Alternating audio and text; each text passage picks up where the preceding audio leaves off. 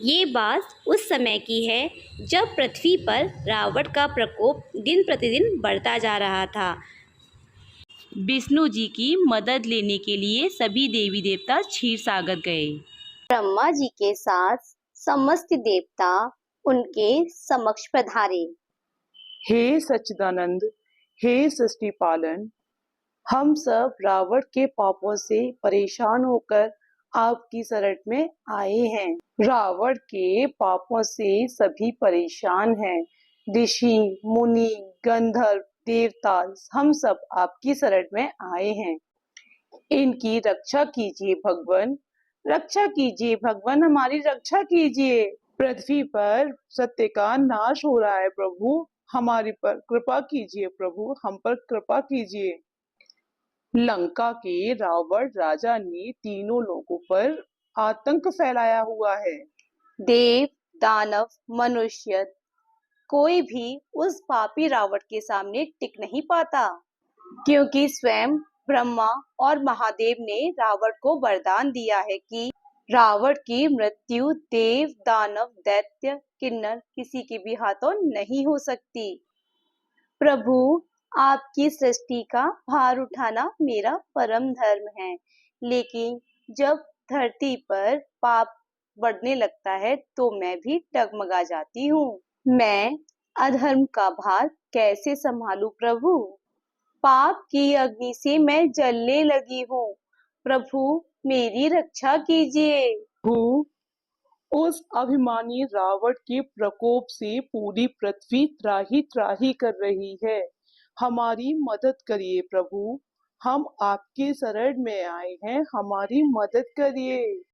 प्रभु, रावण का प्रकोप इतना बढ़ गया है कि हर प्राणी को पाप के रास्ते पर चलने के लिए विवश किया जा रहा है। प्रभु, जब पाप की शक्ति का प्रकोप बढ़ जाए तो पुण्य की शक्ति का जन्म लेना जरूरी है। प्रभु, आपके कथन अनुसार जो व्यक्ति अच्छे कर्म करेगा, कड़ी मेहनत करेगा और पूजा पाठ करेगा, आपका आशीर्वाद जरूर मिलेगा प्रभु।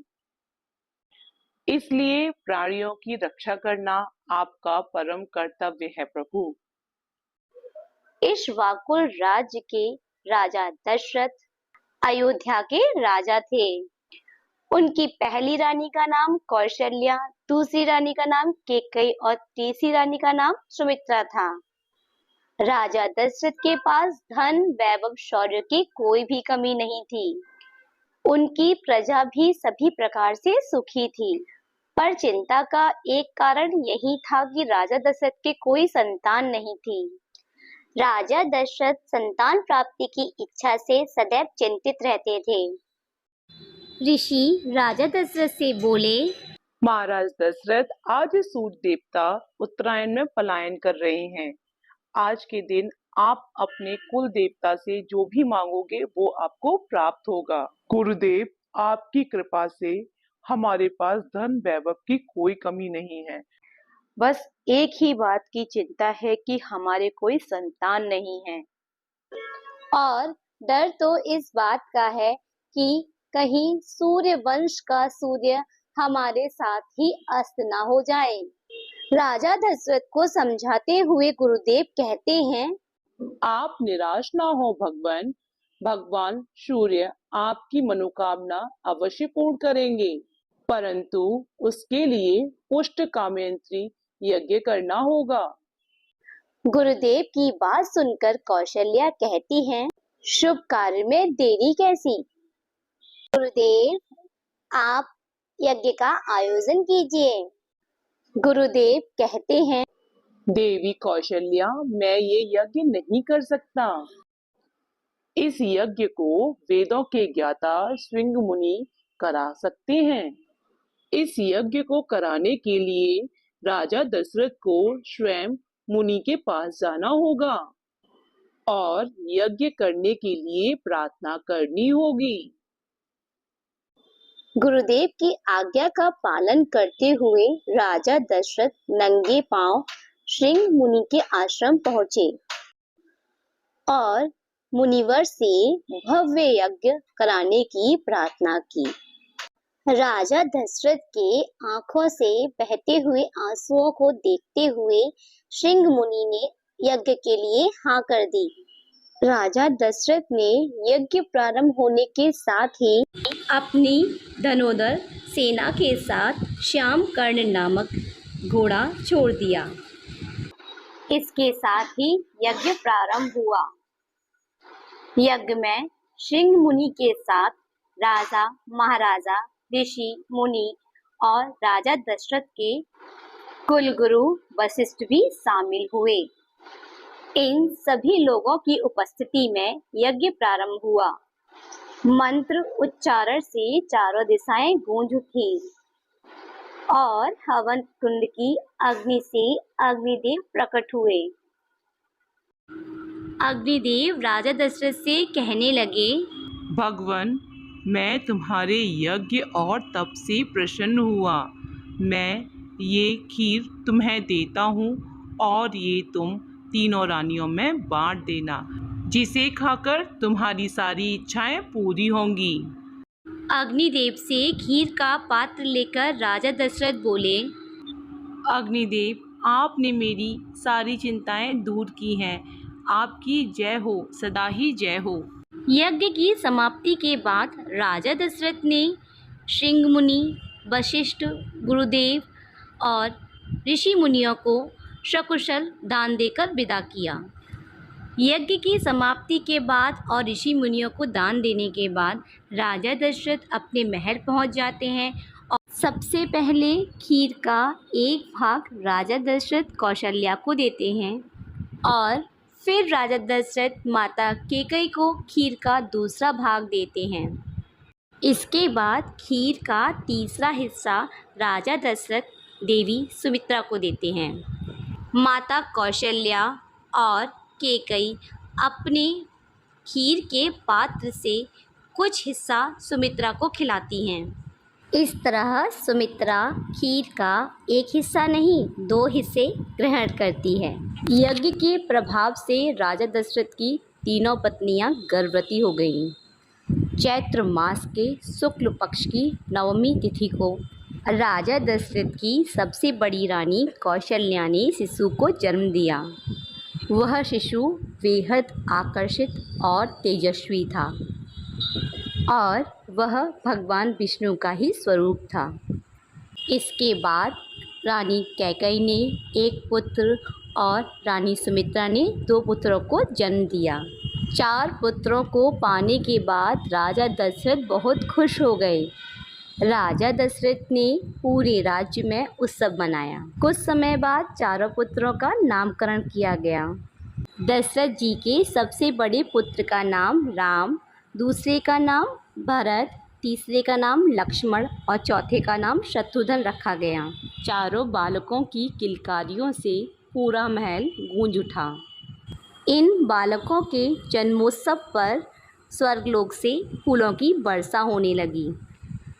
पूरा संसार भगवान राम जन्मोत्सव मना रहा था और तभी से चैत्र मास की नवमी तिथि दिवस को रामनवमी पर्व के रूप में मनाया जाने लगा।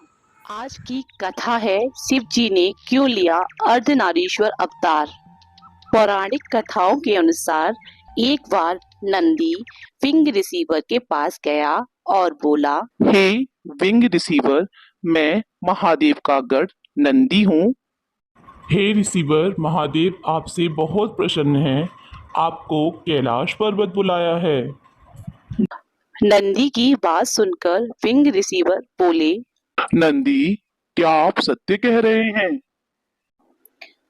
उधर माता पार्वती और महादेव कैलाश पर्वत पर विंग ऋषि के अतिथि के तौर पर आने पर माता पार्वती को महादेव उनके स्वागत की तैयारियां करने को कहते हैं।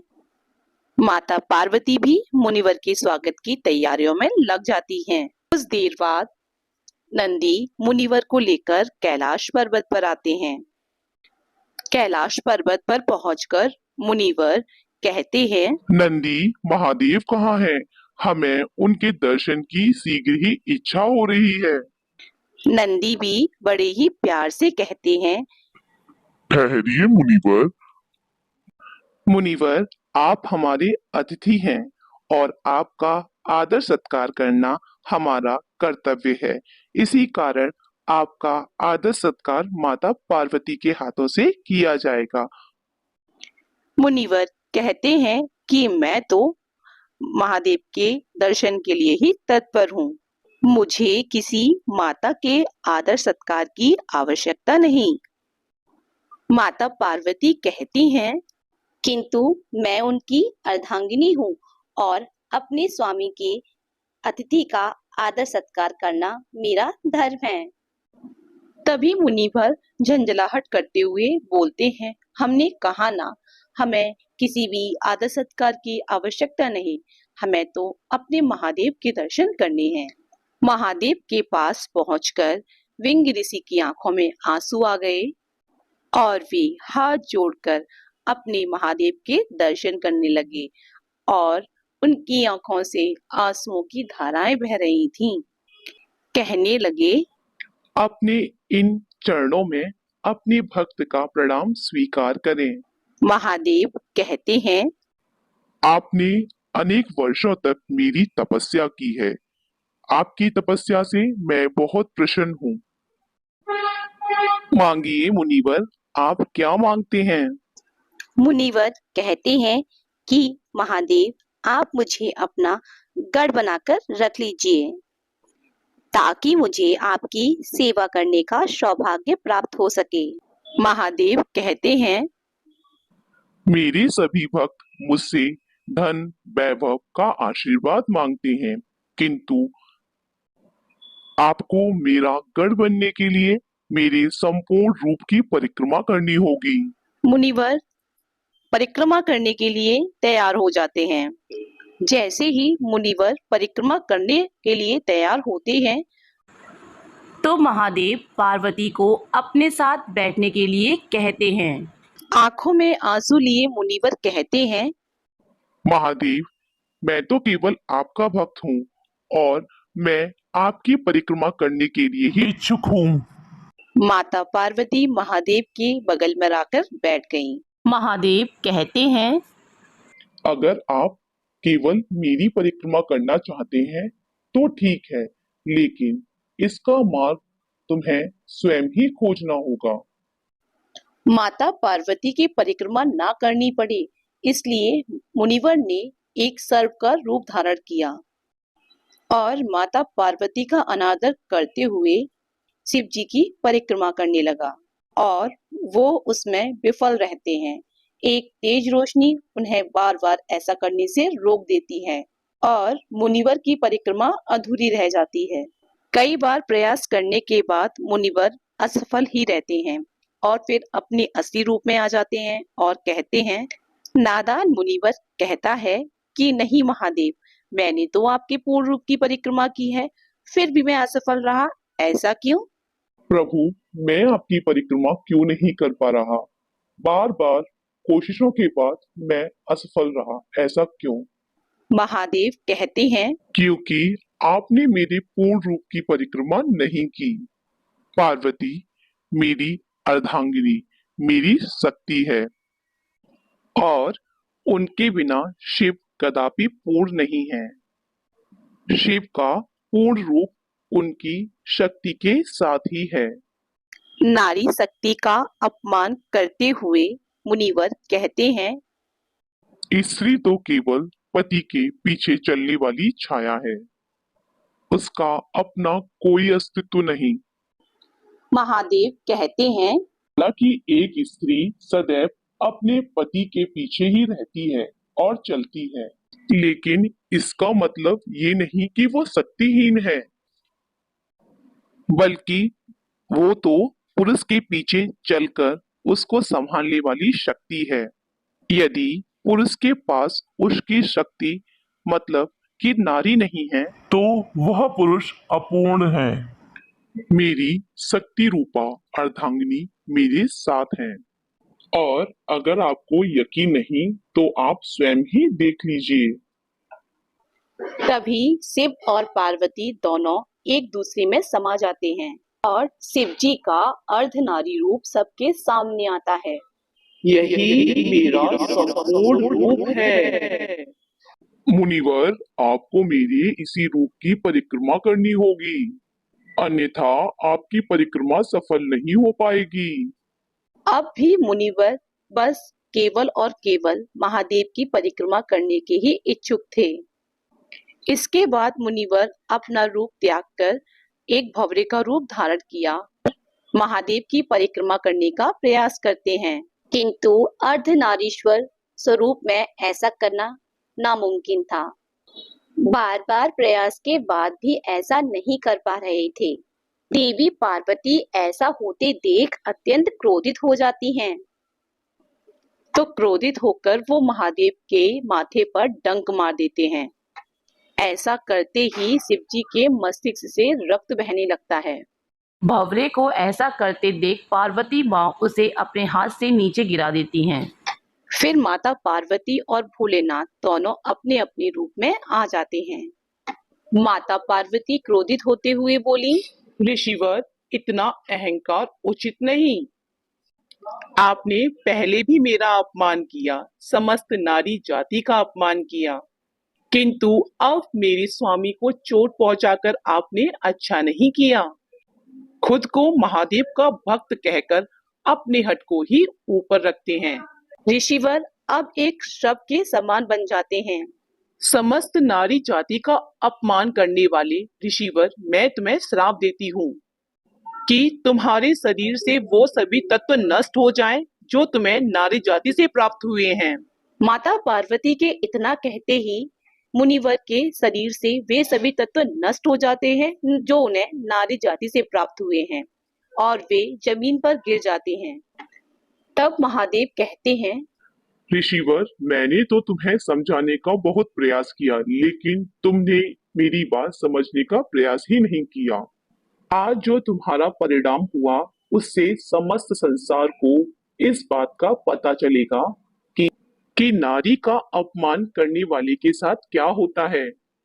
कुछ देर बाद जब जगत जननी माता पार्वती शांत होती हैं, तो उन्हें ऋषिवर की ऐसी हालत देखकर उन पर दया आ जाती है और वो महादेव से उन्हें क्षमा करने की प्रार्थना करती हैं। तब महादेव ऋषि भिंगी को तीसरा पैर प्रदान करते हैं, जिसके सहारे से वो चलने लगे। तभी महादेव बोले, जिस स्त्री का आप बार बार अपमान करते रहे, उसी स्त्री ने आज आपको नवजीवन प्रदान किया है। माता की हृदय में अपने लिए करुणा का भाव देखते हुए ऋषिवर की आंखें भर आती हैं और उन्हें अपनी भूल का एहसास होता है। मुनिवर को अब अपनी गलती का एहसास हो जाता है और वो महादेव और पार्वती से एक साथ परिक्रमा करने के लिए आग्रह करते हैं। मुनिवर कहते हैं, मैं आप दोनों की परिक्रमा एक साथ करना चाहता हूँ और आपके अर्धनारीश्वर रूप का दर्शन करना चाहता हूँ। महादेव, माता, आप मुझे क्षमा करें।